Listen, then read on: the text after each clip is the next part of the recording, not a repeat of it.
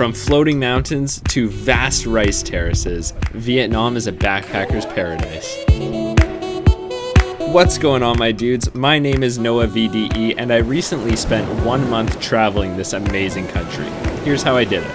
First off, catch a plane and head to Hanoi in northern Vietnam. On top of being the gateway for so many northern destinations, Hanoi is also an amazing city. Whether you're looking for street food, amazing architecture, or just a good night out, Hanoi's got it all. 3 days is a great amount of time to spend here. Make sure you get a SIM card, as well as try all the street food you can. Vietnam's known for it, and for good reason. Oh yeah, and there's no such thing as crosswalks in Vietnam. Oh my gosh.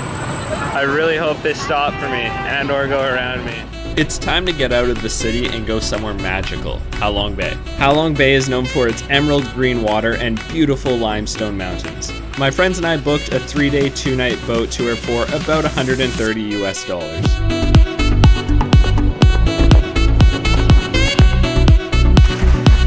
Boating, kayaking, and swimming through these mountains was unreal. The tour included 1 night sleep on the boat where we got to watch a thunderstorm, and then 1 night in a set of private bungalows on an isolated island. Perfection. After the Ha Long tour, head back to Hanoi and book a tour to Sapa. Sapa was one of the highlights of my entire 4-month trip.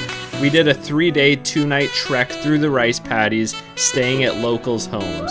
We cooked a traditional Vietnamese meal, we drank rice wine, and we went cliff jumping.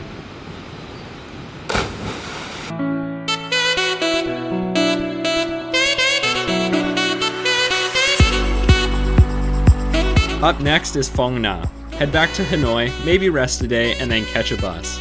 I actually never made my way out to Phong Nha, but it's the one change I would have made in my itinerary. Home to these vast caves and big rolling mountains, Phong Nha's geography is super unique.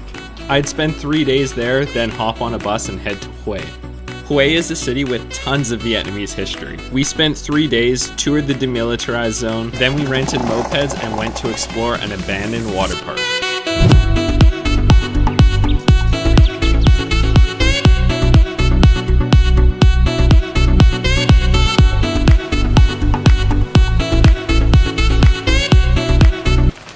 Oh yeah, that's abandoned. There's trees in the slide.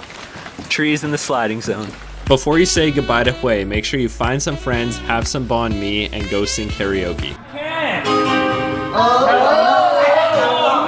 After some terrible singing, you should rent mopeds and take the Hai Van Pass to Hue An.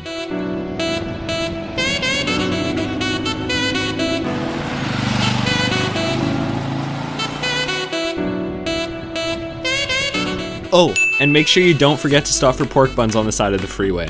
Only in Vietnam do you stop on the side of the freeway to buy a pork bun. I don't even know what's in here, but it's pretty good. An extremely scenic ride later, you'll arrive in Hue An, one of my favorite cities in Vietnam. It's a very nice town and has some awesome beaches. It's the perfect place to relax for a couple days.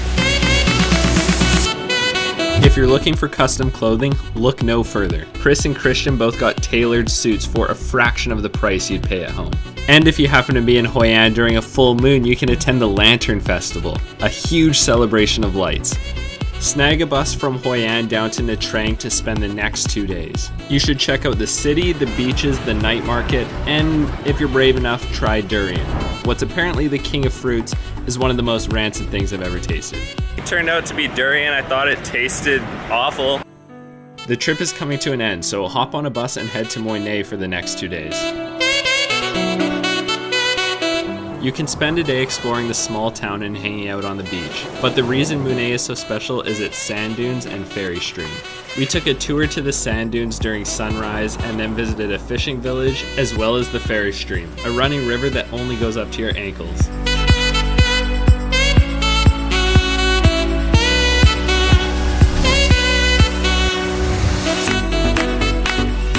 So tranquil and peaceful. I think that's the best way to describe it. And on to our last destination, Ho Chi Minh City. Catch a bus from Moi Nai to Ho Chi Minh and spend the next couple days taking in the crazy. I highly recommend checking out the War Remnants Museum. I'm not usually one for museums, but I found this very eye-opening.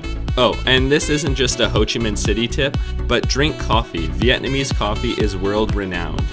Depending on what you plan to do next, you can either take a bus to Cambodia, fly from Ho Chi Minh to somewhere else, or if you have some time left over, explore the south. And there you have it. That is spending 1 month in Vietnam. Thank you. There is so much more to this beautiful country than I'm able to get across in a short guide, so hopefully you're able to snag some ideas from this. Thank you so much for watching. Tag a buddy that you'd want to visit Vietnam with, and I'll see you in another one.